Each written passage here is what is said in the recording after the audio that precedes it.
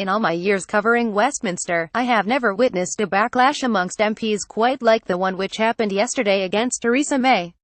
From the malcontents to uber loyalists, there was a collective outpouring of anger and profanities over the promotion of the Chief Whip Gavin Williamson to Defence Secretary. There was anger that this ruthless party manager had been awarded such a huge job on so little experience. He has no military background and no ministerial experience. But the real anger was directed at the Prime Minister for what most MPs regarded as a terrible blunder. Image Gavin Williamson outside the Ministry of Defence this week. She had an opportunity to bring in some fresh blood. Penny Mordaunt, Tobias Ellwood, Mr Wallace, and even, in the words of Ruth Davidson, clear out the stables, but she blew it. The risk-adverse Prime Minister again played safe, picking a person she has clearly come to deeply rely on. Never mind that Ms Mordaunt was a former defence minister, Mr Ellwood a current one, and Mr Wallace a senior minister and former military man. She picked Mr Williamson because it was he she trusted best. Colleagues read it as her being simply too weak to lead, allowing herself to be led instead by a tight cabal around her. Before the election it was co-chiefs of staff Fiona Hill and Nick Timothy in total command. Now, say MPs, the new Chief of Staff Gavin Barwell and Gavin Williamson call the shots. Video Tory anger over Fallon replacement. She is so weak she has allowed the inexperienced Chief Whip to appoint himself, was how one minister put it to me.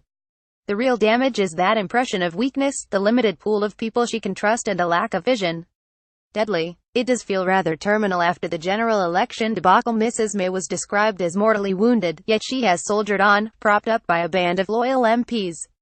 Their loyalty was sorely tested on Thursday and their morale knocked further still. How their anger will manifest remains to be seen. But what is clear is that party management just got a lot harder. The backbenchers could well mete out their punishment on Mrs May and their disdain for the meteoric rise of the former Chief Whip in the House of Commons.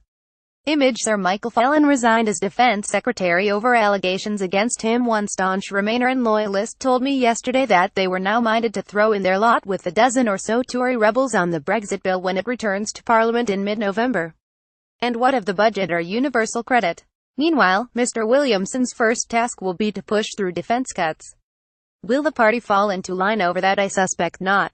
Plymouth MP Johnny Mercer has been very vocal in his warnings that he'll make it politically impossible for the government to reduce the capability of British amphibious forces by scrapping HMS Albion and HMS Bulwark. I suspect others will join him. The majority of MPs were prepared to prop her up until the Brexit deal was concluded, but her unforced errors of judgment and failure to grasp the nettle is unnerving some of those who were once loyal. Dissenting benches, possibly further resignations, and an expected wipeout at the ballot box in the London elections next spring. The next few months for Mrs May look tortuous at best, terminal at worst.